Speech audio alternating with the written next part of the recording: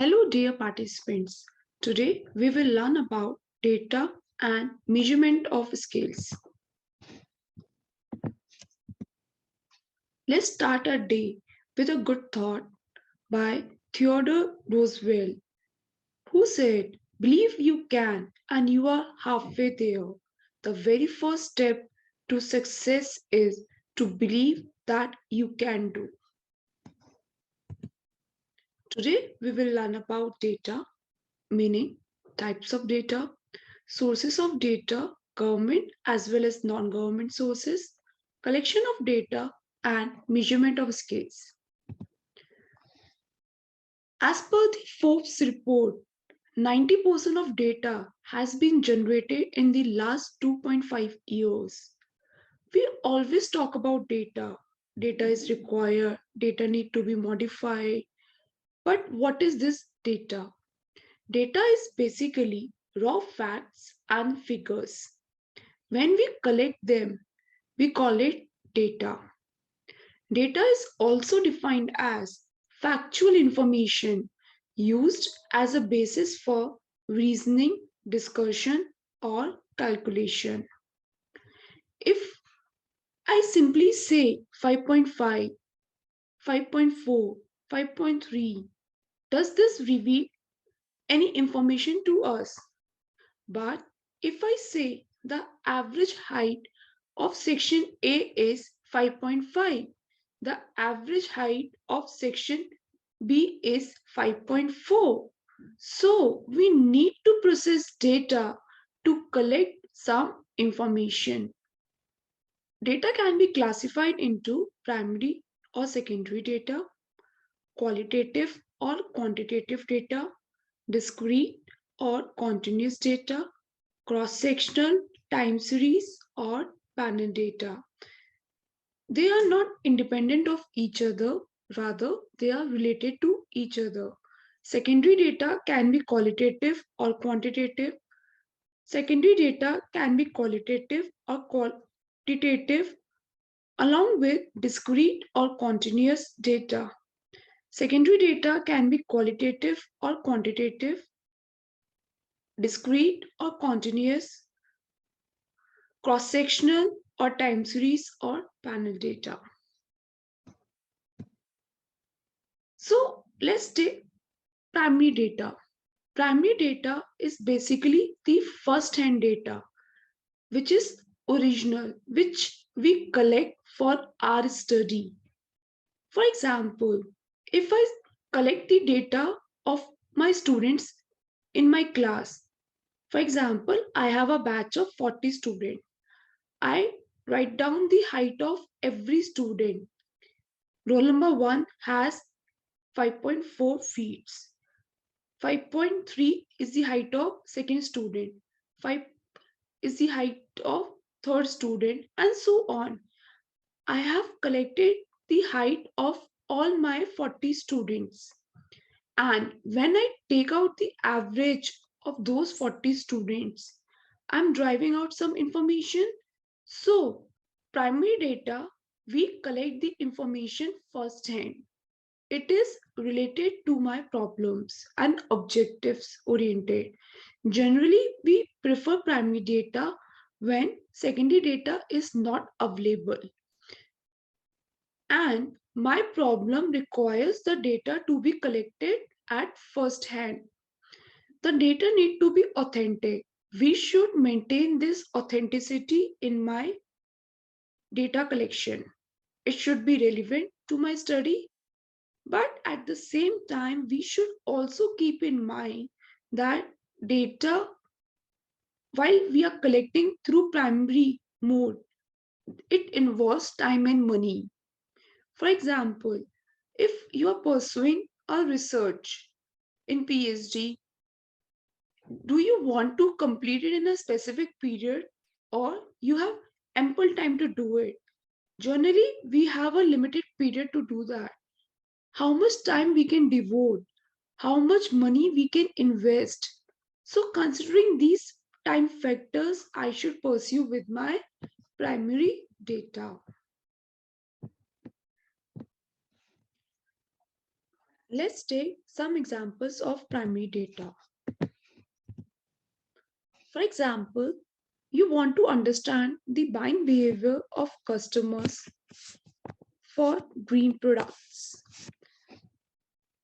or you want to study the coronavirus psychological impact on students in a particular district, area, or town. Suppose you want to check how coronavirus psychologically impacting the students of Delhi. Even you can bifurcate government school, non-government school, college going students, professional students. So another example we can take for primary data collection is about to analyze the preferences of screen time among different age groups. Children like to watch what during their screen time. Teenagers like to use their screen time for what things. Similarly, adults like what. So you can collect data firsthand.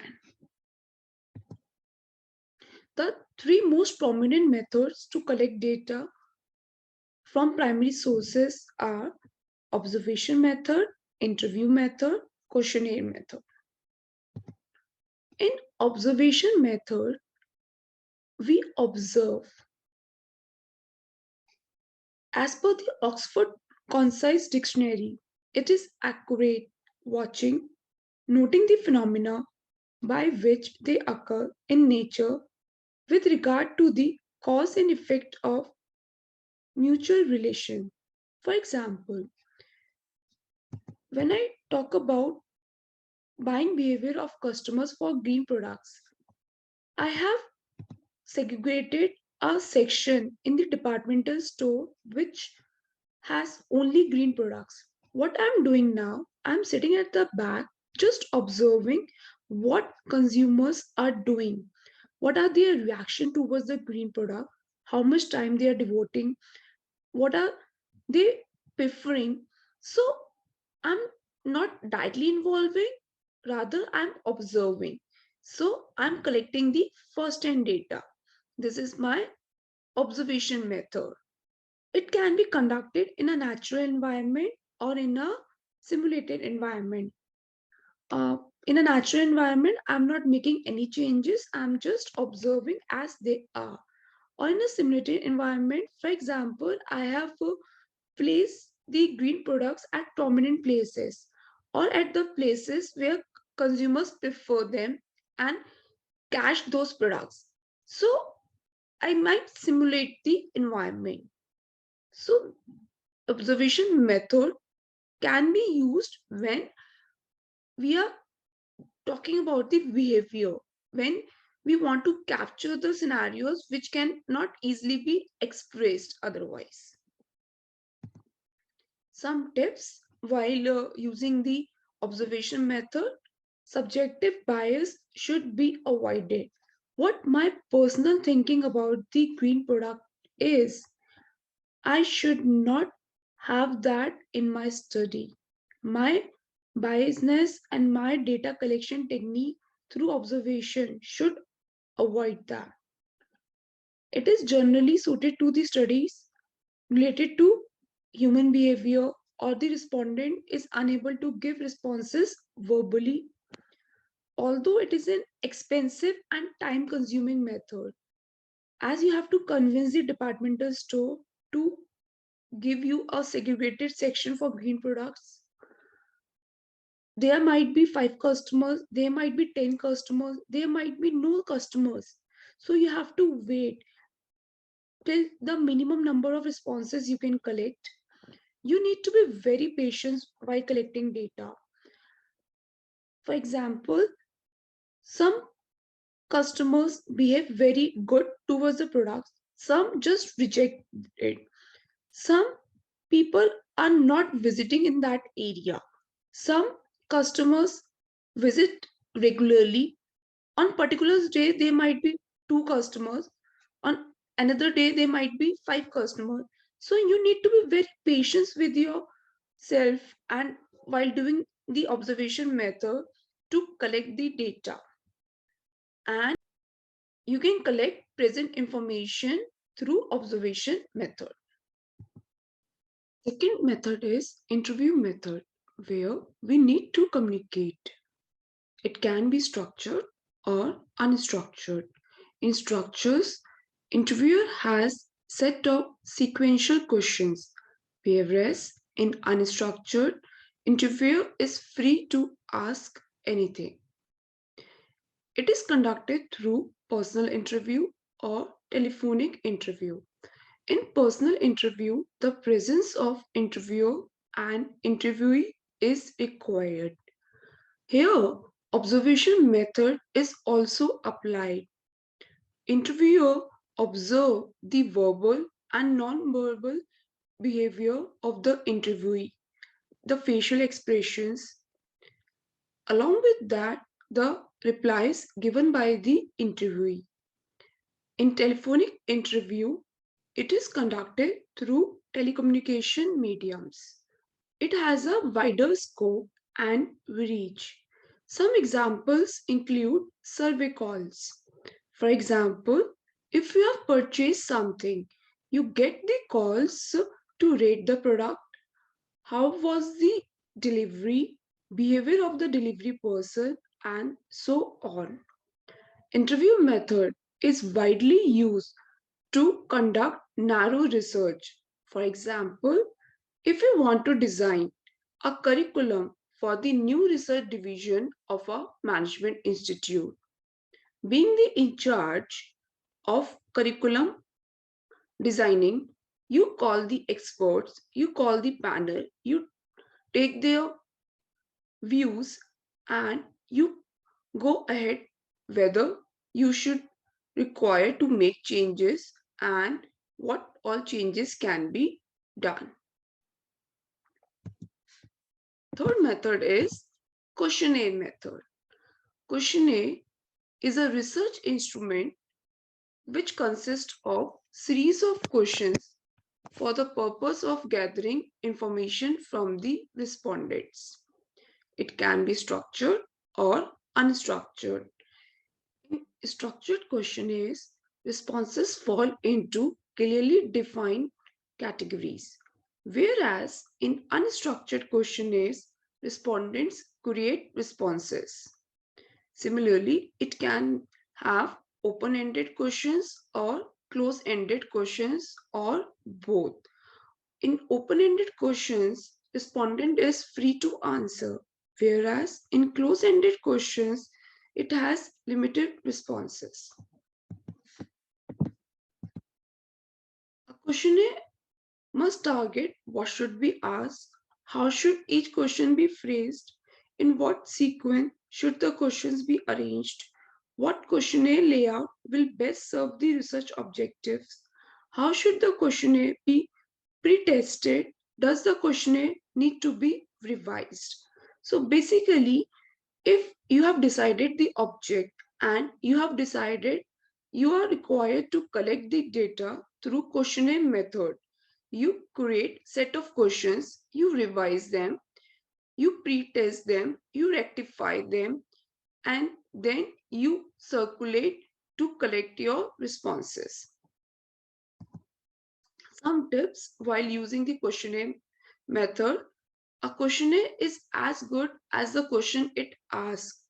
If your questionnaire is a thrash, your responses will be thrash. Similarly, a good questionnaire appears as easy to compose as a poem, but it is usually the result of a long, painstaking work. For example, if you haven't pre-tested, if you haven't checked your questionnaire, it will be of no use. You will not be able to get the data to check your research problem of your study. Similarly, if you have designed the questions, you have pre-tested them, you have revised them, you have rectified them, it will be in a better condition and you will be able to generate more responses. A questionnaire must avoid complexity. It should be clear. and ambiguity. Let's understand how to design a questionnaire. These days, one of the most prominent ways we use is Google Form. You need to have a Google account and you can log in your Google Forms with the help of the same. This will be the page you will be having. Click on the blank. For example, I want to conduct a study on buying behavior of consumers for green products. I need to explain here who am I. I am Dr. Anshika Agarwal,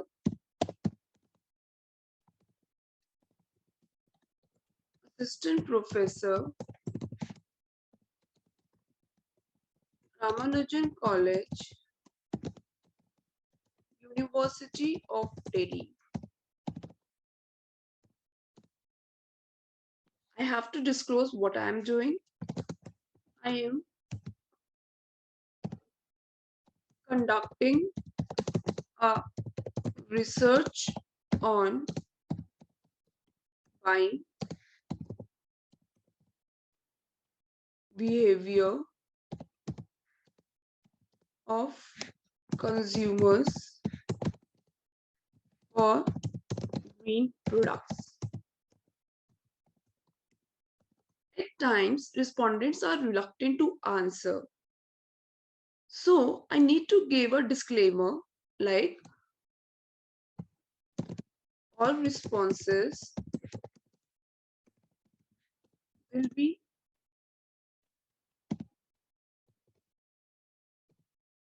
kept safe and only be used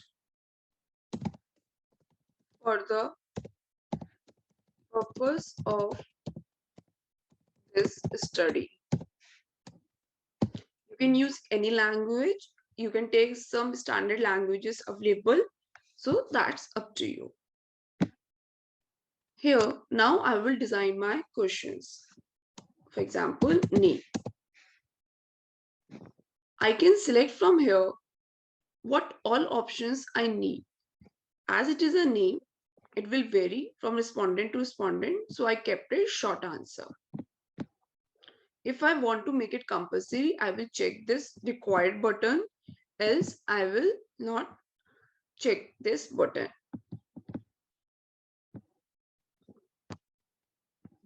After the name, I want to know the age group I'm dealing with. For age, either you can keep it like open-ended or you can keep a close-ended question. For example, I make it a multiple choice. I give the brackets here to 20 years, 20 to 40 years, 40 to 60 years,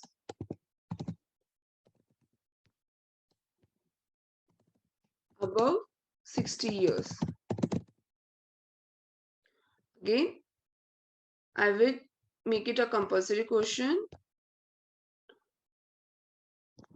See, these red star denote the compulsory question. You cannot submit your questionnaire if this answer is not replied. I also want to know the annual income.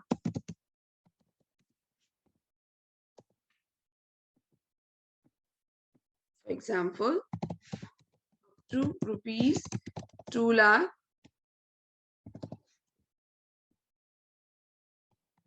rupees 2 lakh to rupees 5 lakhs,